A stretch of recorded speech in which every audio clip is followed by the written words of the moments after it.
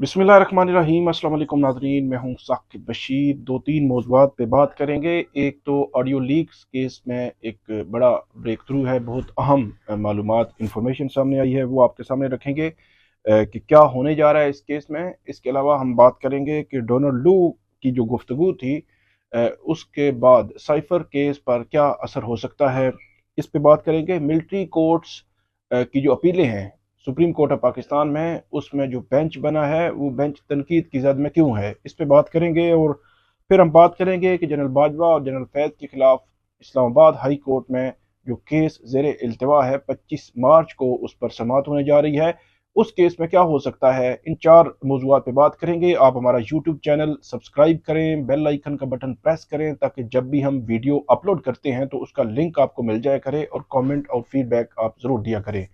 सबसे पहले बात करते हैं ऑडियो लीक्स केस से मुतल्लिक।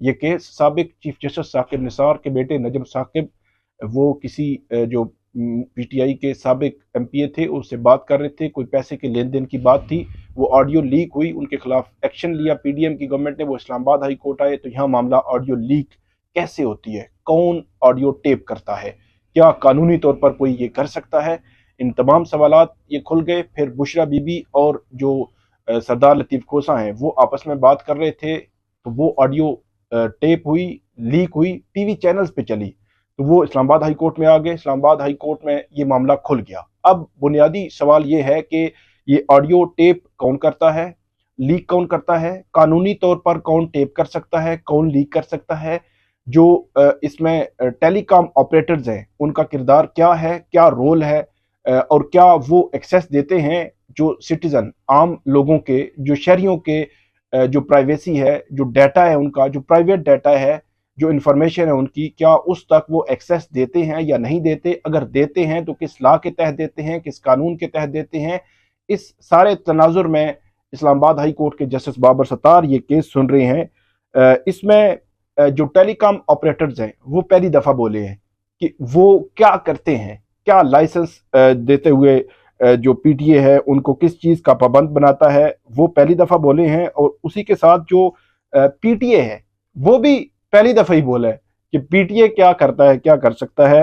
ये सारा आपके सामने रखेंगे, आपको समझ आएगी कि हो क्या रहा है, हमारे जो मोबाइल्स हैं उनके डाटा तक कैसे रसाई है और कुछ पता नहीं है, टेलीकॉम ऑपरेटर्स को भी नहीं पता कि क्या हो रहा है।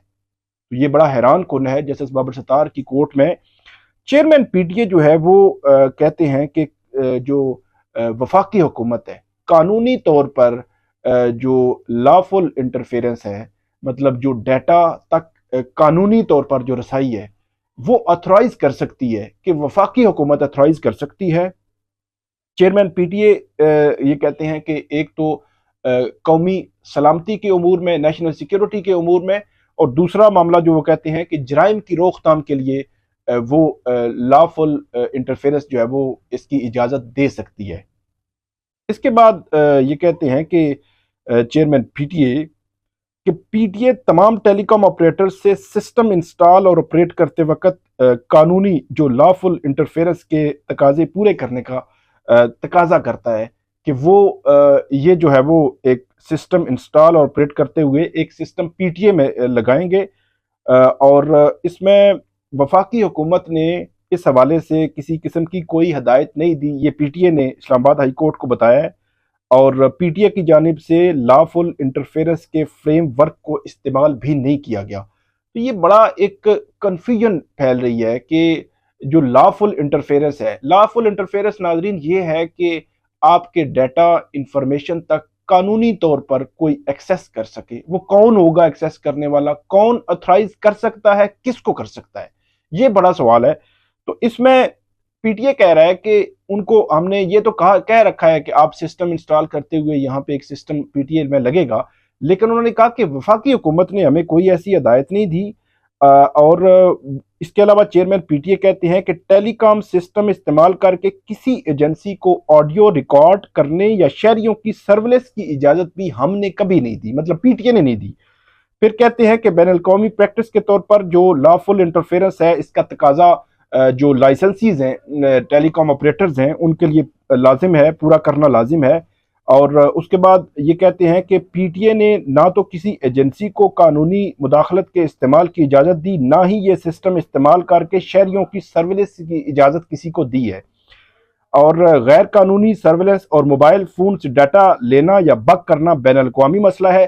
یہ چیئرمین پی ٹی اے نے کہا تھا، انہوں نے کہا تھا کہ اس سے دنیا جو ہے وہ ڈیل کر رہی ہے، اور اسرائیل کا بنایا ہوا پیگاسس سافٹ ویئر جو ہے سرویلنس کے لیے بہت زیادہ استعمال ہوتا ہے، اور صارفین کے پرائیویٹ ڈیٹا تک رسائی کی کسی ایجنسی کسی ادارے کو ہم نے اجازت نہیں دی۔ تو اس کا لب لباب یہ ہے کہ سسٹم جو ہے وہ جو لائسنسیز ہیں ٹیلی کام آپریٹرز ہیں ان کا سسٹم پی ٹی اے میں انسٹال ہے، لگا ہوا ہے، لیکن اس کی اجازت کسی کو نہیں دی کہ آپ کسی ایجنسی کو، کسی انڈیویجول کو، کسی کو اتھرائز نہیں کیا کہ آپ اس کا ایکسیس جو ہے وہ کریں۔ یہ تو پی ٹی اے کا موقف آ گیا۔ اس میں جو موبائل آپریٹرز ہیں ان کا موقف تھوڑا سا مختلف ہے۔ وہ کہتے ہیں جی ہم نے ٹیلی کام سسٹم کے ذریعے وائس اور ڈیٹا تک کسی ایجنسی یا مجاز جو فرد ہے اس کی رسائی کے لیے پی ٹی اے کے ساتھ انفراسٹرکچر بنانا تمام ٹیلی کام آپریٹرز کے لیے لازم ہے کہ پی ٹی اے میں ایک انفراسٹرکچر لگے گا جس میں رسائی ان کے ڈیٹا اور اس کی وائس تک رسائی ممکن ہے، اور انہوں نے کہا کہ لائسنس حاصل کرنے کے لیے ایسا سسٹم لگانا تمام لائسنس ہولڈرز کے لیے لازم ہے، اور ٹیلی کام آپریٹرز کے لیے لگائے سسٹم کے ذریعے کال یا ڈیٹا تک ایجنسی یا مجاز فرد کون رسائی لے رہا ہے ہمیں معلوم نہیں۔ انہوں نے کہا کہ ہم نے سسٹم لگا دیا، اب اس سسٹم سے آگے کون رسائی لے رہا ہے ہمیں کچھ معلوم ہی نہیں ہے۔ تو یہ بڑا حیران کن ہے۔ پھر عدالت نے پیمرا سے بھی کہا ہے کہ پیمرا کیا کر رہا ہے۔ پیمرا کہتا ہے جی ہم تو صرف انتباہ جاری کر سکتے ہیں، اس سے زیادہ کچھ نہیں کر سکتے۔ تو عدالت نے ان کو کہا ہے کہ اس حوالے سے آپ بتائیں۔ سب سے امپورٹنٹ اب معاملہ یہ آ گیا ہے کہ ٹیلی کام آپریٹرز کو جسٹس بابر ستار نے کہا ہے کہ آپ ایک پریزنٹیشن دیں گے، اس پریزنٹیشن میں آپ بتائیں گے کہ لافل انٹرفیرنس مطلب آپ کے پاس ڈیٹا ہے، وائس ہے، یہ اس میں کیسے آپ سسٹم لگا کے دیتے ہیں پی ٹی اے میں، اور پی ٹی اے اس سے کیسے ایکسیس کر سکتا ہے، اس حوالے سے پوری پریزنٹیشن دیں گے کیونکہ ایک بڑا ٹیکنیکل مسئلہ ہے۔ تو یہ معاملہ جو ہے وہ کھل گیا ہے، اور اس میں عدالت نے کہا ہے کہ کیسے پی ٹی اے سے لا انفورسمنٹ ایجنسیز جو ہے وہ سیکیورٹی اداروں کے شہریوں کی معلومات شیئر کی جاتی ہیں، اور پرائیویٹ اور غیر قانونی طریقے سے حاصل کردہ معلومات کیسے روکا جا سکتا ہے، اور یہ جو ادارے ہیں ایجنسیز ہیں ان تک کیسے جو ہے وہ ایکسیس روکی جا سکتی ہے۔ تو یہ سارا تناظر جو ہے آپ کو سمجھ آ رہا ہے کہ آڈیو لیکس ایک بڑا بریک تھرو ہے اس معاملے میں۔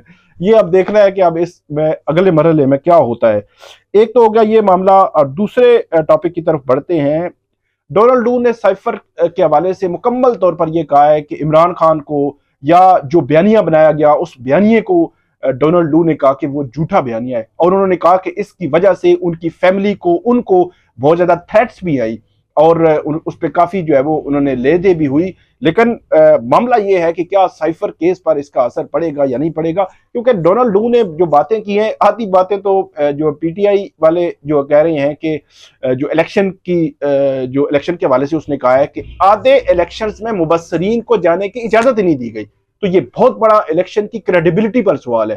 پھر جو امریکی جو وہاں پہ کانگریس ہے، وہاں پہ ایوان نمائندگان میں ایک قرارداد بھی پیش ہوئی جس میں 0 کے مقابلے میں 50 ووٹ پڑے کہ 8 فروری کے الیکشنز پر جو ہے وہ تحقیقات کروائی جائیں، اس میں جو شکایات آ رہی ہیں۔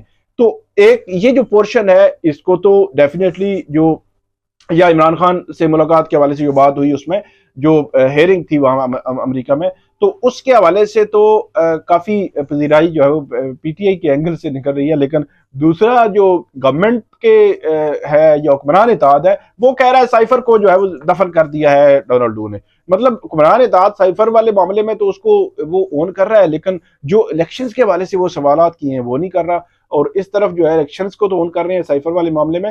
تو یہ کیا اثر پڑے گا؟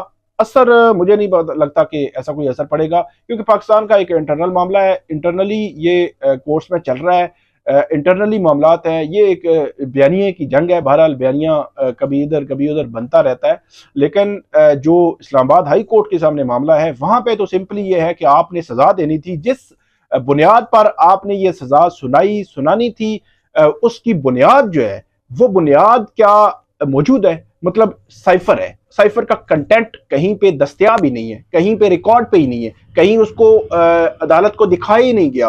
تو جب ایک مرکزی چیز ہی موجود نہیں ہے تو آپ نے سزا دے کے بندے کو جیل میں ڈال دیا ہے۔ تو یہ سمپل سا سوال ہے، یہ ایک ٹیکنیکل اور لیگل کوسچن ہے، اس میں کوئی وہ ہے ہی نہیں ہے کہ وہ تھا یا نہیں تھا، وہ کیا تھا معاملہ۔ تو اس لیے جب یہ دکھایا ہی نہیں گیا، ٹرائل کورٹ لیول پہ یہ دکھایا ہی نہیں گیا، تو ہوا میں کیسے جو ہے وہ کوئی سزا دی جا سکتی ہے؟ تو وہ میرا خیال ہے ٹیکنیکل اور لیگل سوال ہے، جس کا جواب بھی ٹیکنیکل اور لیگل بنیادوں پر ہی ہونا ہے، اس میں کوئی دو رائے نہیں ہے۔ تو اس لیے میرا نہیں خیال کہ ڈونلڈ ڈوک کی جو بیان ہے، اسٹیٹمنٹ ہے، اس کا کوئی سائفر کے جو ابھی جیل کیس چل رہا ہے، پیر کو بھی سماعت ہے، کہ اس پر کوئی اثر جو ہے وہ پڑتا ہوا نظر آتا ہے۔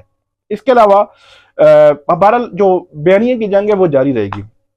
ملٹری کورٹس میں جو بینچ بنا ہے، اس بینچ میں جونیئر سپریم کورٹ میں جو جونیئر ججز ہیں ان کو ڈالا گیا ہے۔ وہاں جسٹس عطر من اللہ اور جسٹس جمال خان مندوخیل اس بینچ میں شامل نہیں ہے۔ یہ قدر حیران کن معاملہ ہے، اتنا امپورٹنٹ یہ پوائنٹ ہے اور اپیل ہے۔ ملٹری کورٹس کے فیصلہ جو دیا تھا، اس فیصلے کے خلاف یہ اپیل ہے، اور اس فیصلے کے خلاف اپیل میں سپریم کورٹ کے سینئر ججز ہے ہی نہیں ہے، اور خاص طور پر جسٹس عطر من اللہ اور جسٹس جمال خان مندوخیل جو دستیاب بھی ہیں لیکن ان کو بینچ میں نہیں ڈالا گیا۔ اور جسٹس عطر من اللہ کو کافی عرصہ ہو گیا ہے، ہم نے کوئی بڑے جو اہم نوعیت کے بینچز ہیں ان میں ان کو نہیں دیکھا، تو یہ بھی قدر حیران کن ہے۔ ماضی میں بھی کچھ ایسا ہوتا رہا ہے کہ ماضی میں مخصوص بینچز بنتے تھے، مخصوص ججز ہوتے تھے، اور مخصوص لوگ میں بینچز میں وہ ججز نظر نہیں آتے تھے۔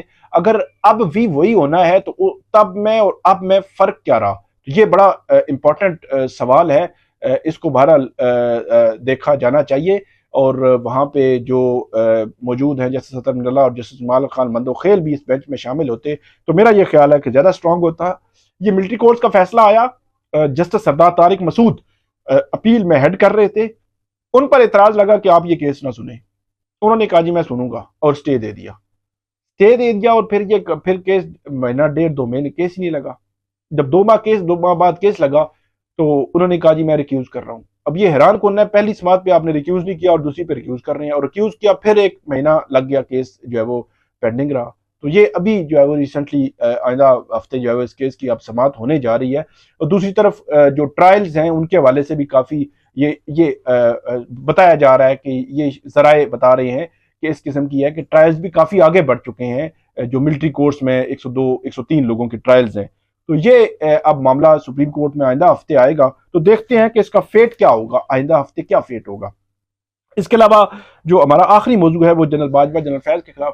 اچھا، جو سینئر صحافی ہیں جاوید چودھری اور صحافی ہیں شاہد میتلا، ان کے ساتھ جب جنرل باجوہ ریٹائر ہوئے تو انہوں نے کوئی آف دا ریکارڈ ان کی گفتگو ہوئی، پھر اس کے بعد جو جاوید چودھری ہیں اور جو شاہد میتلا ہے وہ آئے، اور انہوں نے آ کر اس پہ جو ہے وہ آرٹیکلز لکھ دیے۔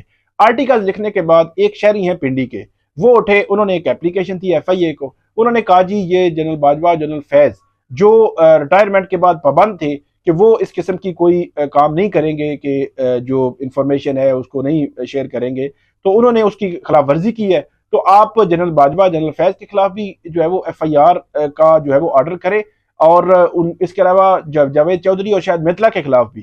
تو وہ FIA نے تو کچھ نہیں کیا، تو FIA کے کچھ نہ کرنے پر وہ شہری اسلام آباد ہائی کورٹ آگے، چیف جسٹس عامر فاروق نے وہ کیس ٹیک اپ کیا اور نوٹس کر دیا۔ پھر نوٹس ہوا یہ اکتوبر میں، پھر یہ کیس لگا نومبر یا دسمبر میں، اس کے بعد پھر نو سکوپ ہو گیا، مطلب کیس کی سماعت ہی نہیں ہوئی۔ اب 25 مارچ کو یہ کیس دوبارہ لگا ہوا ہے کہ جس میں شہری کی درخواست، جس میں نوٹس ہے جنرل باجوہ جنرل فیض کو اور شاہد میتلا اور جاوید چودھری کو، اور ان کو یہ کہا گیا ہے کہ آپ جواب دیں۔ FIA کو بھی نوٹس ہے کہ کیوں نہیں مقدمہ درج کیا۔